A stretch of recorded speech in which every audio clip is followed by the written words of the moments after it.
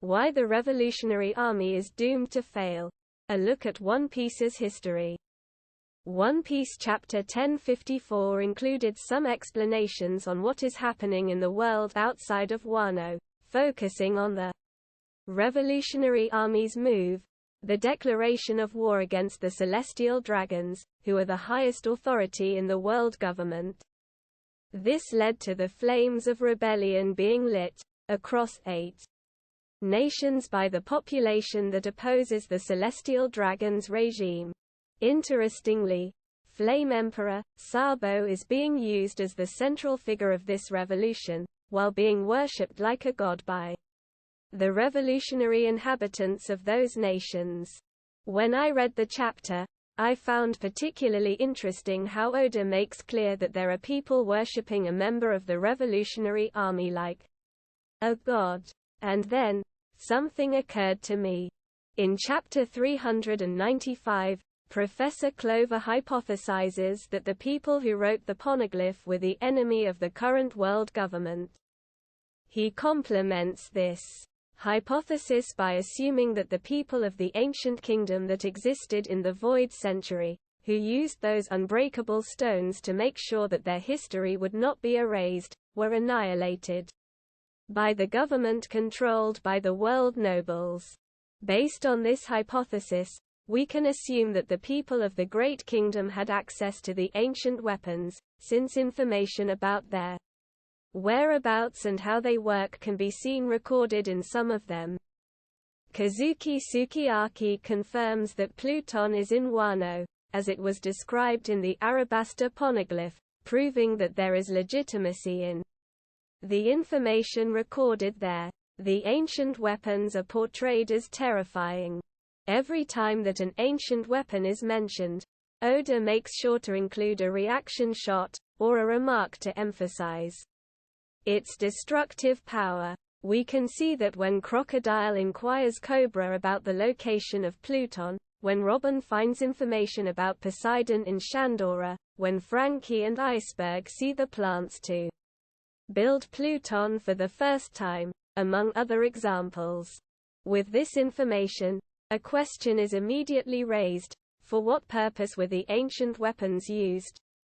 Don Quixote Rocinante, a former celestial dragon, affirms that he heard the people of the D being referred to as the enemies of the gods.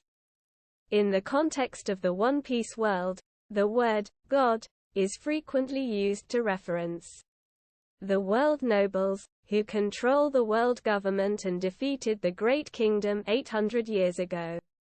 With this in mind, we can assume that the D clan is the enemy of the world government, and consequently, the one who ruled the Great Kingdom during the Void Century. So, now we know who used the ancient weapons. But why? Why would the D families use weapons said to be capable of mass destruction? We don't have enough information to answer this question conclusively.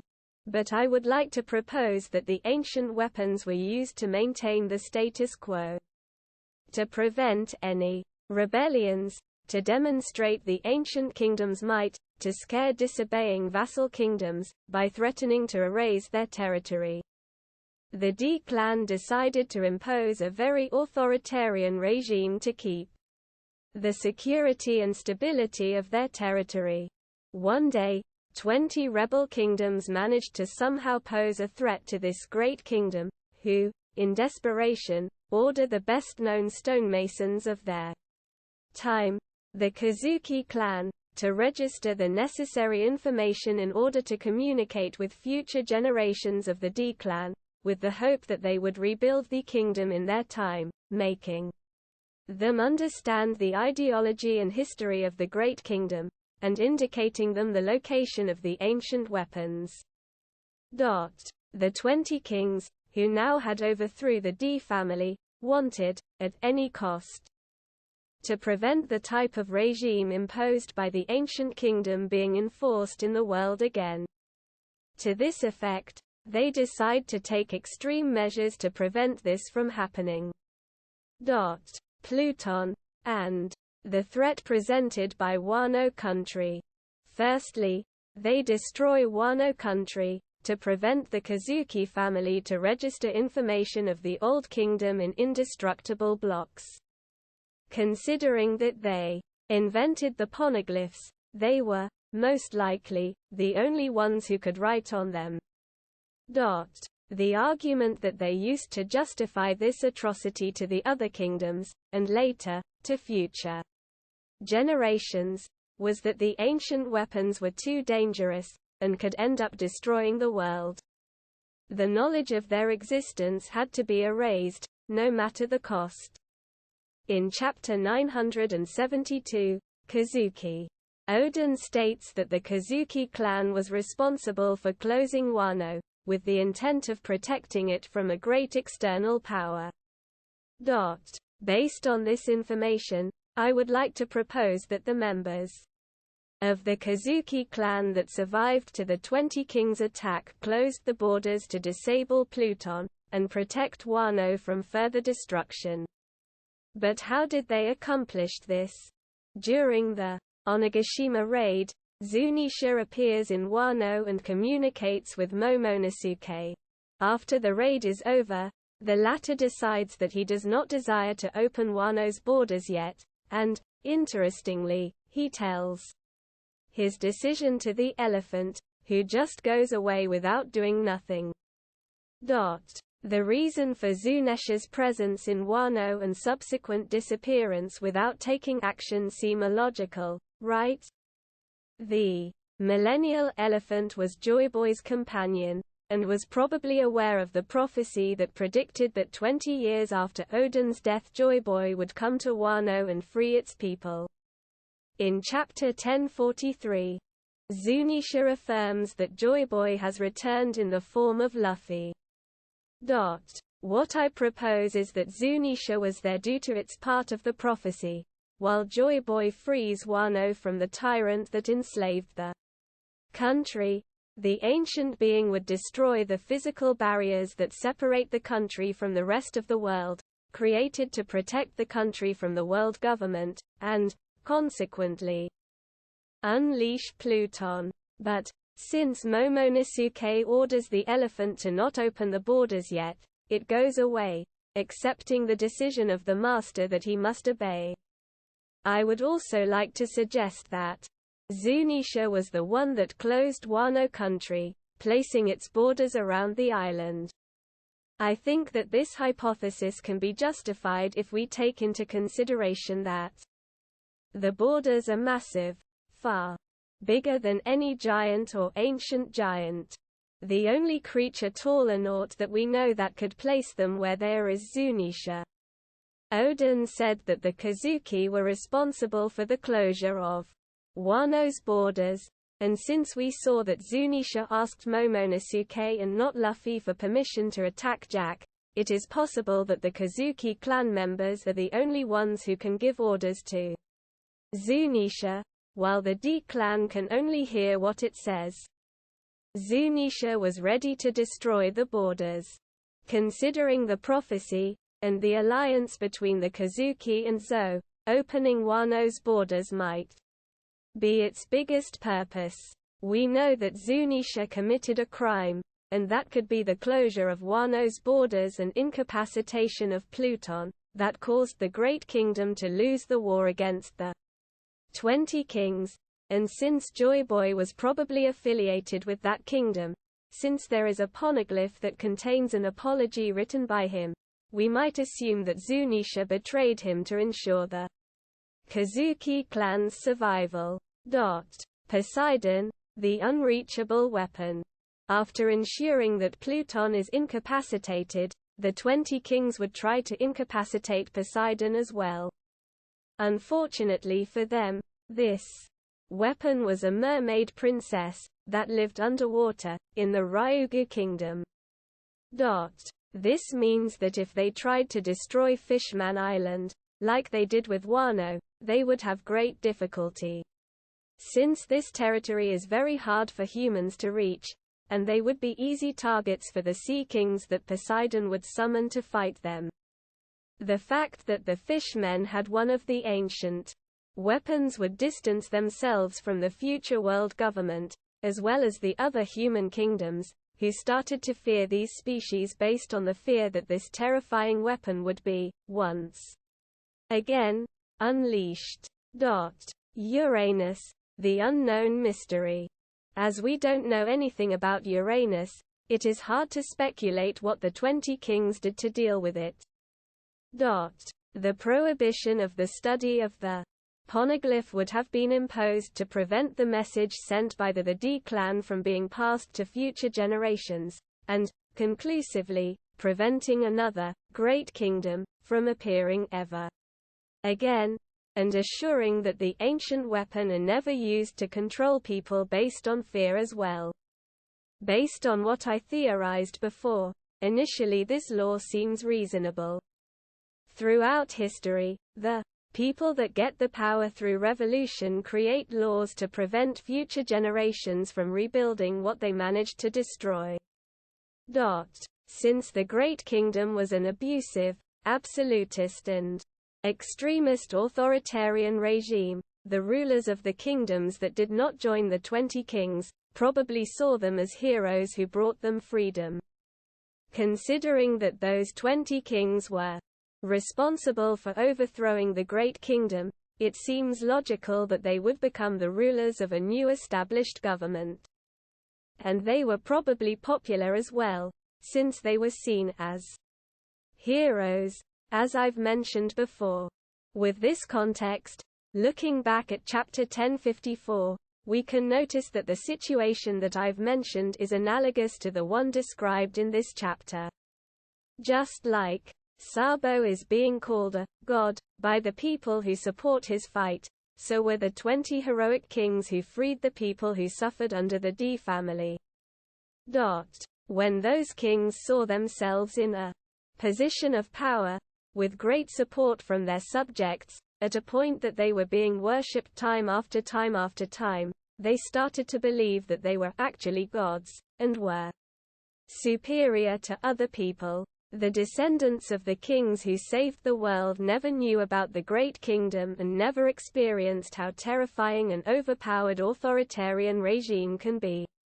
Since they do not understand why the revolution had to happen, they don't see worth in its values, and they don't see any problem in becoming exactly what the revolution was fighting against.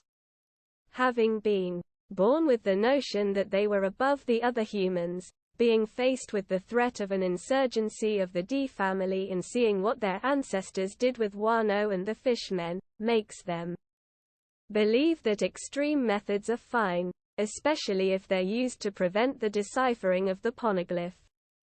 Explore other human to do whatever they want, since they are superior to them, and they are the ones that create the rules. The terrible treatment of the people by the world nobles created the Revolutionary Army, and inspired Monkey D. Dragon to create a plan to overthrow them, and take over the world government. In chapter 1054, after the revolutionaries make their first step towards the goal, Sabo is called a god by the people that support the Revolutionary Army's fight. Interestingly, in that exact same chapter, another group of people is defined as gods by Admiral Ryokugyu, the Celestial Dragons. Was that a coincidence? I don't think so. I believe that the point of this parallel was to showcase one of the themes present throughout One Piece's history: cycles. I would like to present the idea that how an authority comes to power has been consistent throughout the years. This cycle of authority consists in: there is a tyrannical, villainous, oppressive authoritarian regime. People start opposing this regime, creating an opposing organization, and gathering an army to fight the oppressive status quo. The rebels take over and promise change. Their descendants end up becoming exactly what their ancestors overthrew. The Revolutionary Army is undoubtedly trying to overthrow the Celestial Dragons. However, I would like to propose that there is the possibility of their fight being meaningless to the people that oppose the current regime enforced by the world government, considering the theme that I showcased. Monkey D. Dragon, the Great Kingdom Inheritor. One possibility of the Revolutionary Army's failure would be Dragon's true motivations. As I've mentioned before, the poneglyph were written in the hopes that a future member of the D clan would read them, understand their ideology, and, consequently, restore the Great Kingdom. I always found interesting Oda's choice of making Robin train under the Revolutionary Army, during the 2 years that the Straw Hat crew was separated. I am proposing that the revolutionaries freed Robin in Tequila Wolf with the intent of using her knowledge to decipher the poneglyph.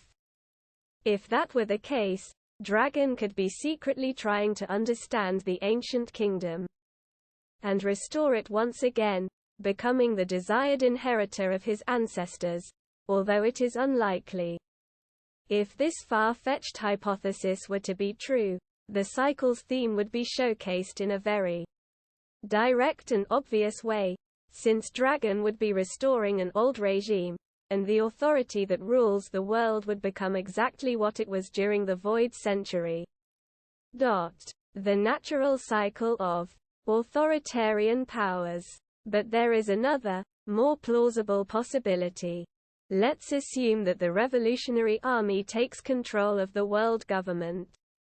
What then? How would they enforce their ideals across the world, and what reforms would be necessary to free the world of the tyranny of the world nobles?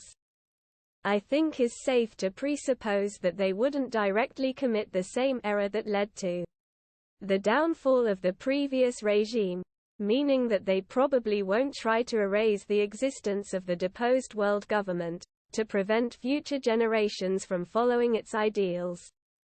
The collapse of the Revolutionary Army and subsequent reaffirmation of the cycle would happen due to the necessity of an iron fist style of ruling to keep the government and countries from within in line with their ideals, prevent rebellions, and maintaining the balance of the world.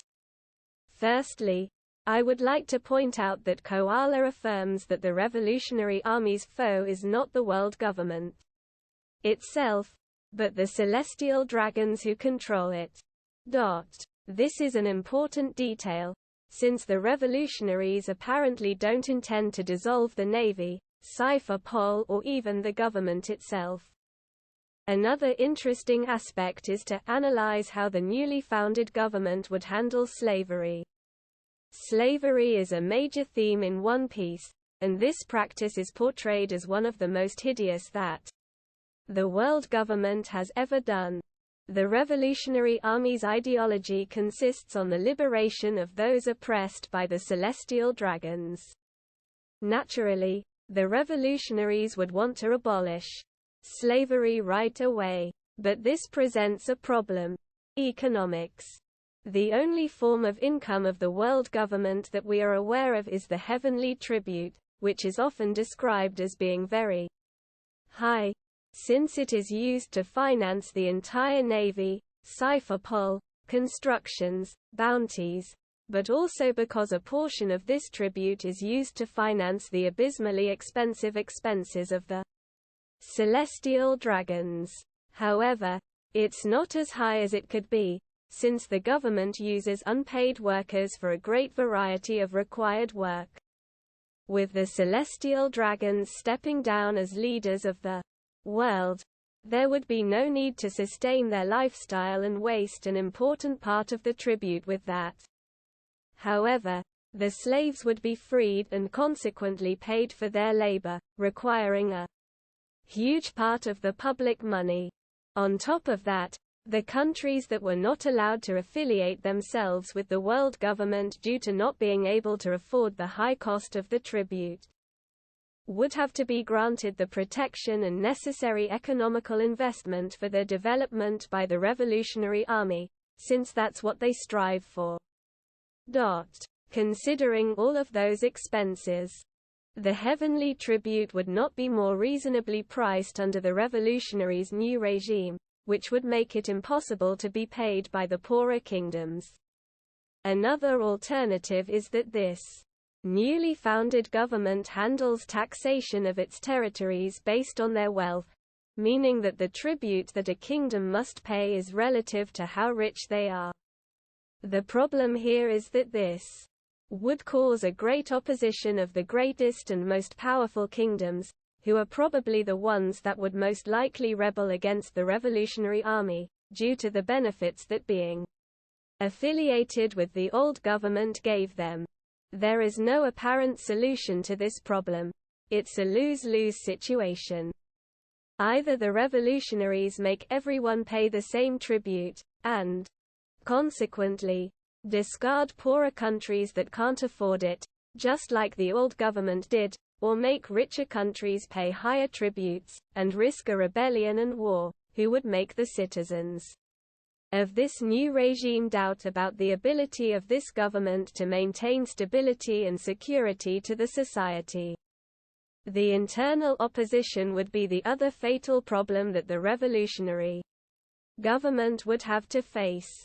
If their objective is simply to get rid of the world nobles, they would take control of the navy, cipher poll, and of the countries and nobles that supported the old government and were pro-status quo. Let's keep in mind that the world government rose to power 800 years ago. They had plenty of time to diffuse their ideology across the minds of their subjects, with only a few of them questioning their actions. People who were born with the government's ideals indoctrinated fill up the navy's ranks, and take the disturbed ideal of justice as their own. I imagine that the Navy officers would have a problem working under the organization that was their primary enemy for several years, even if they control the government in this hypothetical scenario. Let's consider something. The man in charge of the Navy right now is a madman who slaughtered the innocent civilians of O'Hara for the sake of a twisted justice ideology. The revolutionaries definitely want this man out of the picture. But how will they achieve that? Do they fire him, leaving this dangerous, genocidal maniac that will surely become a threat wander around? Of course not. He would probably be prosecuted for his crimes, found guilty, and sentenced to a heavy sentence, or even executed. The Navy is a very corrupt organization. If the revolutionaries start to prosecute officer after officer after officer, and they are found guilty and are removed from their position, or maybe even arrested, a reform will start to look like a cleansing. Despite this cleansing being necessary to prevent the madmen that shared the tyrannical views of the old government to cause any more chaos, and to apply justice for the people that they wronged, how would the subjects of this new order view such acts? The people that supported the revolution would start to doubt of the legitimacy of the revolutionaries' intentions, believing them to be just another authoritarian tyrannical rulers. This would lead him to organize another coup to overthrow the false hope that the revolutionary army proved to be.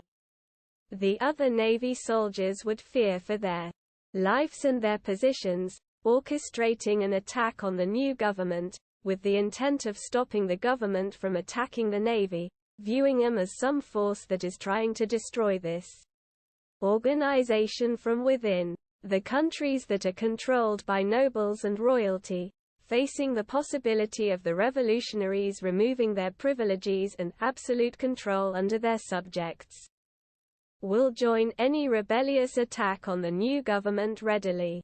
If the revolutionary army doesn't want to betray their ideals, they will have to apply large reforms in the old government's organizations.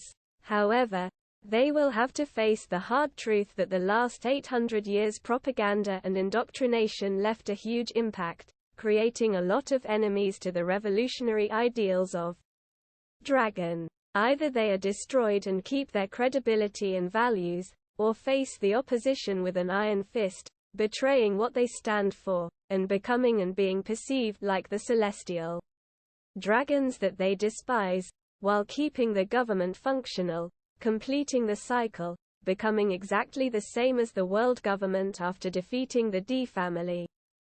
In the One Piece world, there is a cycle of authority. In a scenario where an authoritarian power rules the world and a rebellious force intends to overthrow it, we can see throughout history, after the rebels defeat the authoritarian tyrants, that they become the authoritarian tyrants themselves. And this cycle is doomed to undermine the Revolutionary Army's fight.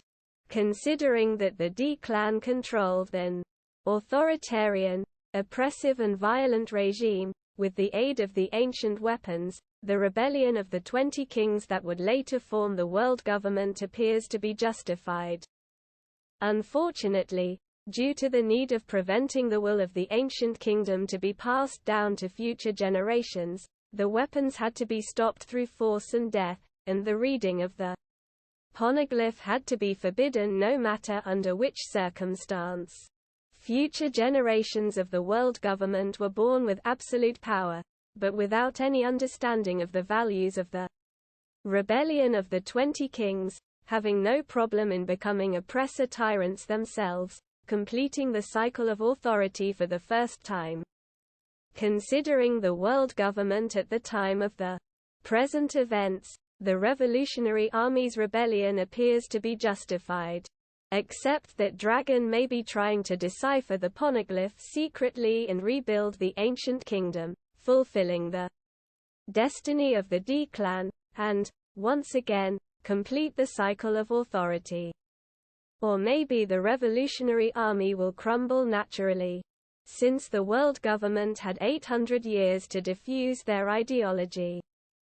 If the revolutionaries manage to defeat the world nobles and control the government, they will face a great opposition. In this situation they have two options. Face the opposition with an iron fist, betraying their ideals, or keeping their integrity and be destroyed. Either way, the cycle of authority would be completed.